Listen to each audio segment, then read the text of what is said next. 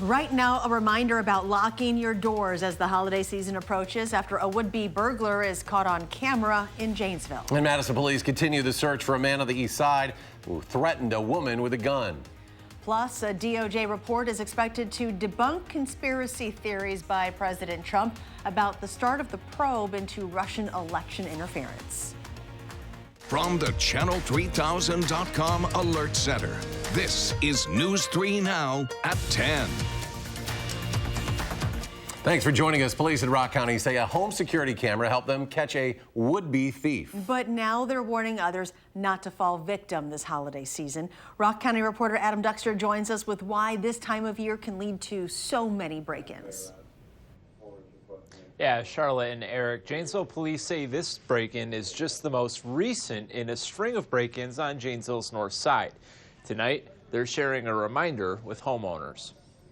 Video released today by Janesville police shows something they say has been a reoccurring problem as of late. Lieutenant Charles Agard calls it a crime of opportunity. In these burglaries, the suspects had been entering the home through unlocked garage doors and garage service doors. He says this is just the latest in a string of break-ins in this north side suburb. A reminder for neighbors to lock cars in closed garage doors. Agard says it's basic advice that could help to prevent this from happening. It's really crucially important that we remind citizens that they should lock their homes and their vehicles, specifically if they're going to keep their vehicles outside to keep valuables out of sight. With the holidays approaching, he says crimes like this are actually becoming more common. People will be shopping and they will leave gifts that they purchase in their vehicles, and then that becomes a target because the thieves can look inside the vehicles, and then that makes an additional target.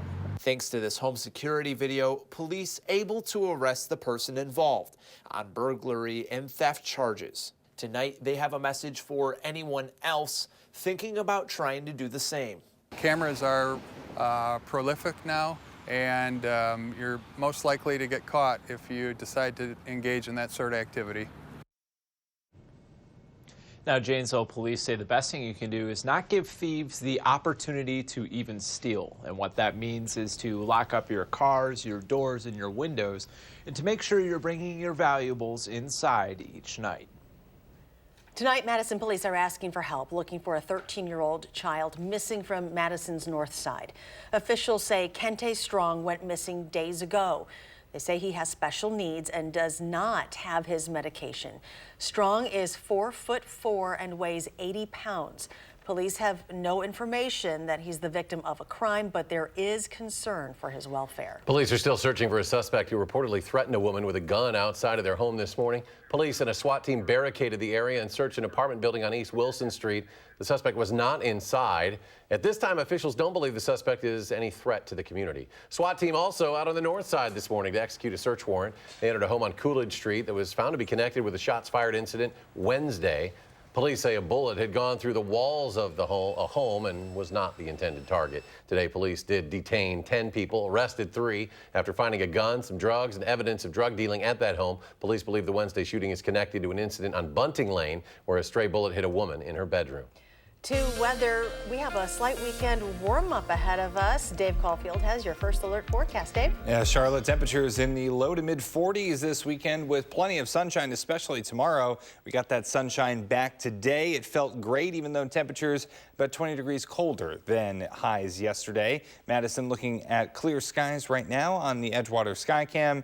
We're about 5 to 10 degrees colder compared to this time yesterday, but will be seasonably cold overnight. Temperatures already in the 20s in Madison and in Janesville, 24 already in Boscobel, and 25 in Lone Rock. So your day planner starting off in the mid-20s with sunshine, and then maybe a few clouds tomorrow afternoon, but not too much. And not too many, I should say. Temperatures in the low 40s for highs. We'll talk about a potential weather maker on the way just before Thanksgiving in your first alert forecast in just a few minutes. We're learning the man who was found living in a bunker along the Milwaukee River may have been living there for years. 41-year-old Jeffrey Graff could face several charges. Police discovered his 20-foot-long bunker on Wednesday after Graff fired off a gun into the river. The bunker is on the Milwaukee Area Technical College's property, and police found multiple guns and knives among the items inside. New at 10, a 13-year-old and an adult family member have been arrested in connection to a school shooting threat at a South Los Angeles middle school. Students reported to administrators there that the student threatened to shoot classmates. Sheriff's Department officials say an AR-15 assault rifle, 100 rounds of ammunition, a rudimentary hand-drawn map of the school, and list of targeted students were seized from the student's home. Officials have confirmed they found the remains of two brothers now from Shawano County, Wisconsin, who never returned from a trip for their cattle business. According to dental records, authorities say Nicholas Diemel's remains were found at a rural Missouri farm. His brother Justin's remains were found at a livestock trailer in Nebraska. Garland Nelson has been charged in the case and is in jail without bond. Governor Tony Evers has vetoed a bill that would have allowed violent sex offenders to live within 1,500 feet of schools. The goal of that bill was to give counties more flexibility in where to place sexually violent people who were placed on supervised release.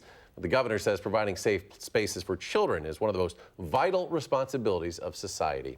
The future of the Belmont Tower is in question. It is a staple in that area. From the top, you can see all the way to Illinois and Iowa. But access has been blocked off now for years for a number of reasons, including multiple suicides. There have also been some issues with trespassers leaving a mess. The Lions Club, which manages the park, voted unanimously last month to have the DNR deconstruct the tower. The DNR says it hasn't made a decision, but it is leaning in that direction. New at 10, the Department of Justice's Inspector General is expected to say the investigation into Russian interference in the 2016 election was properly launched, but some low-level employees made mistakes. The New York Times was first to report on the expected conclusion of the result. People familiar with the report say it discredits major conspiracy theories that President Trump has advanced about the investigation, finding that the FBI met the legal evidence threshold to open the probe. The White House Intelligence Committee will spend the Thanksgiving recess writing a report on impeachment hearings for the Judiciary Committee. That committee would handle the drafting of articles of impeachment, which could include bribery, abuse of power, and obstruction of justice. Today, a key figure who has refused to testify, former National Security Advisor John Bolton, broke his 2-month silence. He announced on his Twitter account he had been liberated after being, quote, suppressed unfairly in the aftermath of his resignation. The White House denies any involvement in that. Members of last year's Badger women's hockey team were among a group of athletes and coaches who visited the White House today. Last March, the Badgers defeated Minnesota for the NCAA championship, and members of 22 different collegiate national championship teams attended the traditional visit. Columbia University's fencing team tried to bring a letter to the president saying he has, quote, perpetuated a culture that conditions women and minority gender identities to be silent, to sacrifice the space they have every right to take up. A Trump aide, however, told them they could not bring that letter into the meeting. Another meeting at the White House today, a discussion on underage vaping. President Trump's administration is considering how to respond to a rising number of vaping-related injuries and deaths. Katherine Johnson reports from the White House. President Trump took on the growing issue of underage vaping in a discussion with industry representatives, health experts, and anti-tobacco activists. We want to take care of our kids. Friday's event contrasted sharply with the president's announcement in September, which raised the prospect of a widespread ban on flavored e-cigarettes.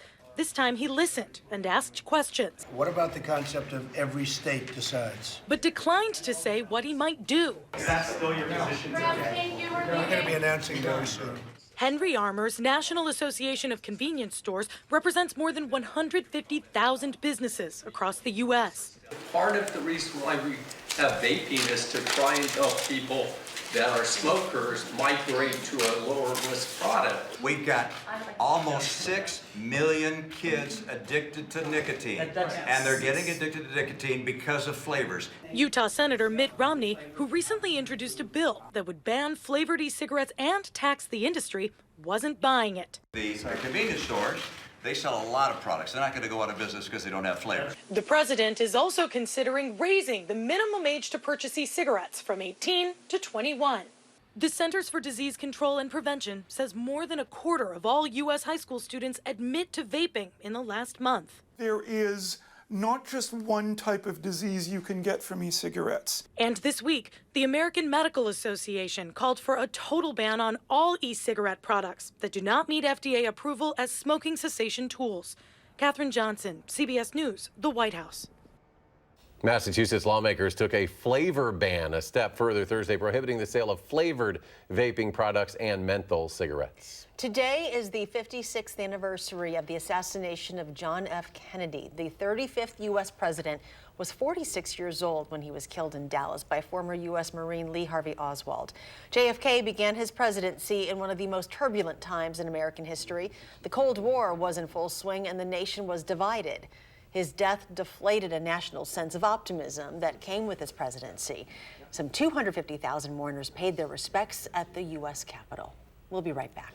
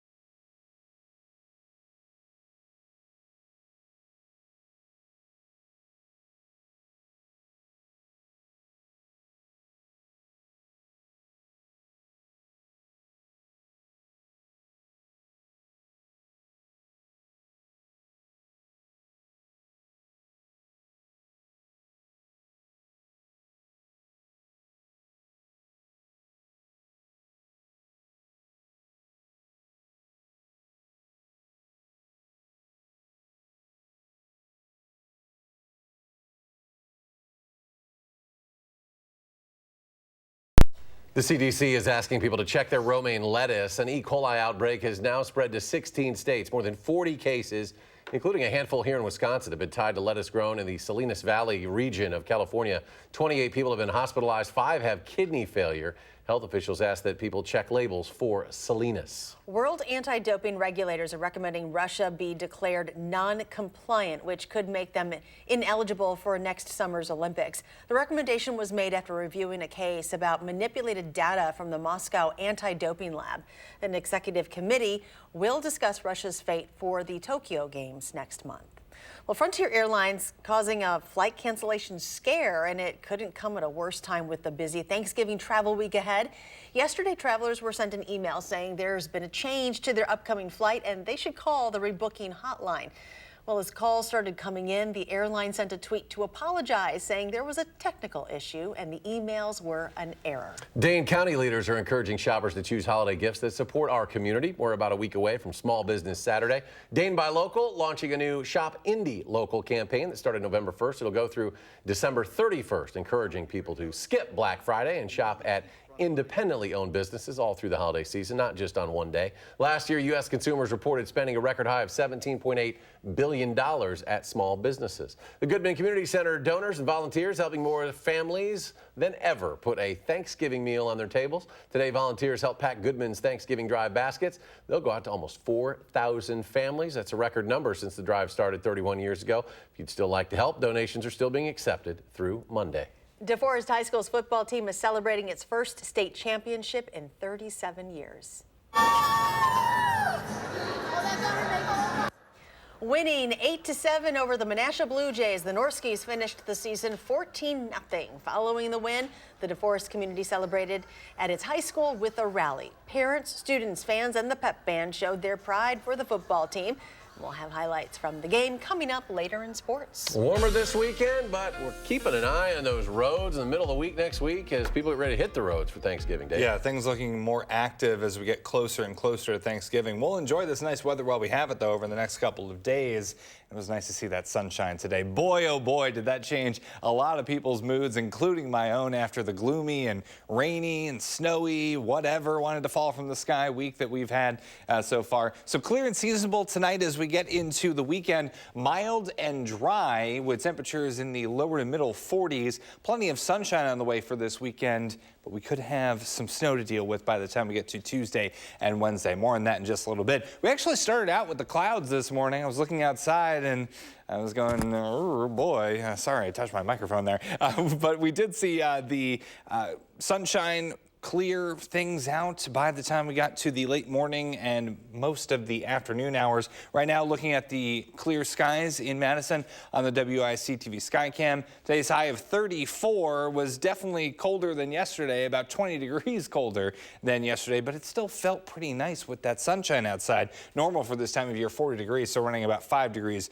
below where we should be. 36 in Janesville, and in Platteville, 33, 34, the high in Mineral Point, and 37, one of the warmer spots in Boscobel. It was nice to get a break from the rain and snow, the precipitation in general. We are now up to, with the rain that we received yesterday, 9th place all time, 2019, up to 43.72 inches of rain. Not inconceivable that we get into the top 5 wettest years, because remember, we still have 40 days to go in 2019 for precipitation.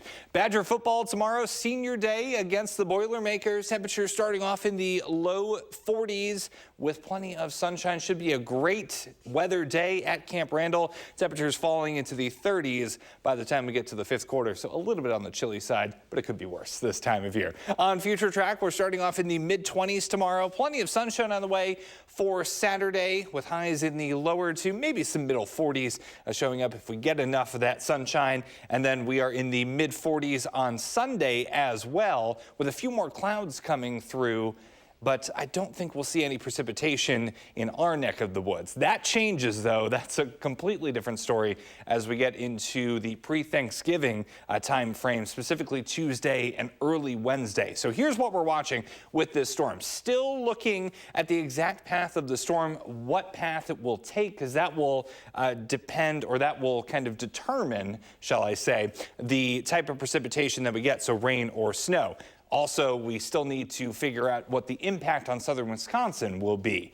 Now, here's what we know. The storm looks to move in Tuesday. We've seen some updates that really say that that is the most likely scenario. We will possibly and probably see some impacts to travel on Tuesday. This is a fast-moving system, though, so it should be out of here by Wednesday morning. We've seen a lot more consistency in the models this afternoon and evening, which is good news, but it's also a little bit suspicious when we get that much consistency so quickly. So we're still watching that over the next couple of days. That system not exactly on shore yet. So a lot of times we need to wait until that storm gets to land for our models to really get to their most accurate levels. However, as we get into Tuesday and Wednesday, we have those alert days in place for the threat of some accumulating snow. Then Thursday night into Friday morning, maybe a little bit of rain and snow as well. I think during the day on Thanksgiving, we should be dry for most of us. Then into the weekend for small business Saturday, we're in the 30s, so a little bit on the chilly side, but most of us should stay dry. I'm thinking like a mom about the whole travel days and everything. Because my mom's like, if it's going to be snowing or anything, we don't want you coming home. I know. And we want to give you more clarity. Right. It's frustrating at this point, but over the next couple of days, we should start to get some consensus there. And tomorrow looking good for the Badger game, too. Oh, perfect football almost weather. Perfect, yeah. All right. Dave, thanks. Yeah. DeForest and Wanakee, they were playing under some sunshine today, looking for gold balls. They end up with some very different results, though. We'll have the highlights straight ahead.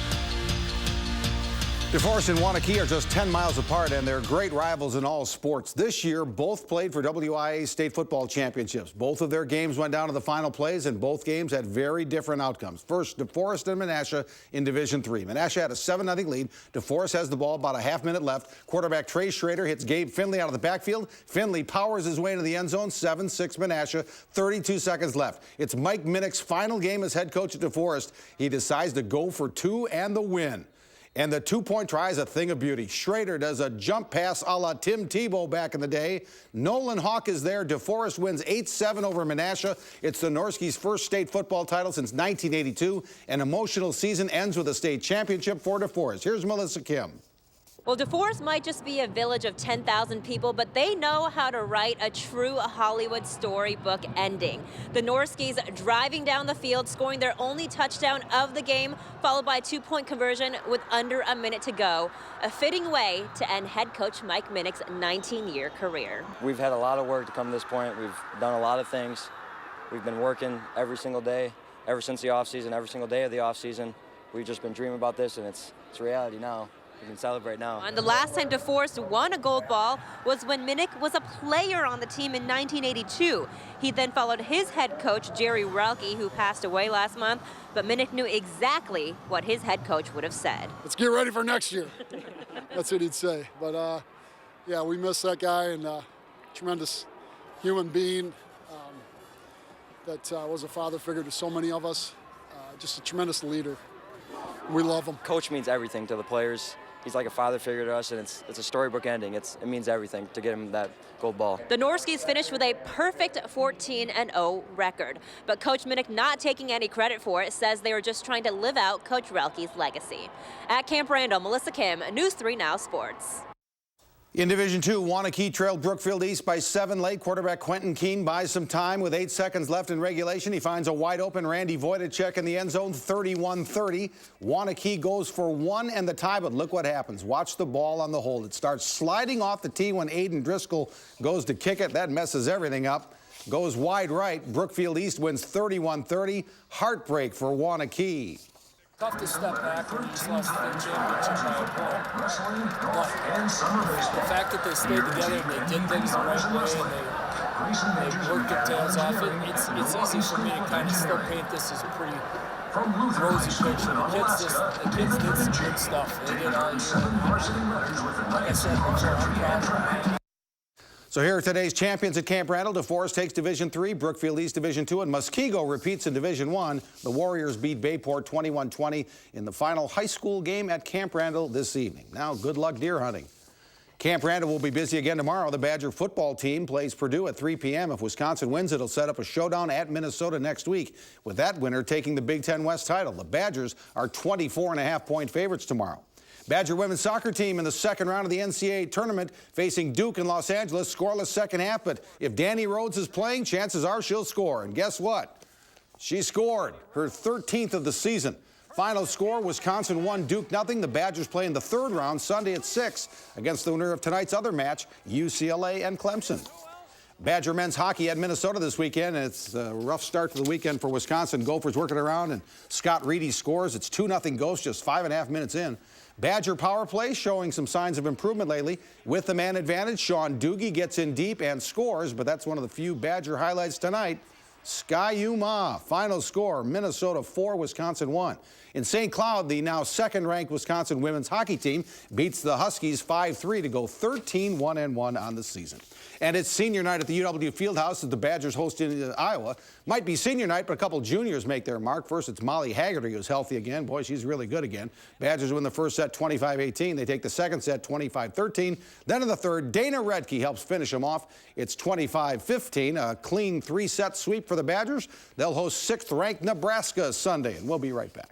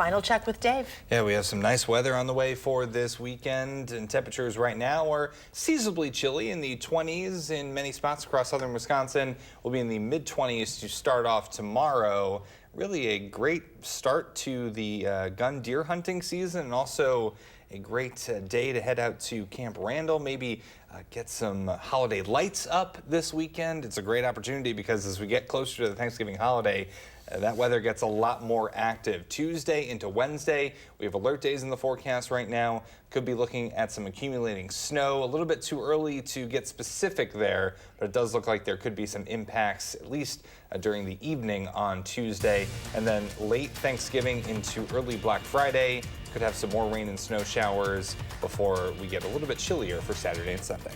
Dave, thanks. Thanks for joining us for News 3 Now at 10. Do something good and have a great weekend.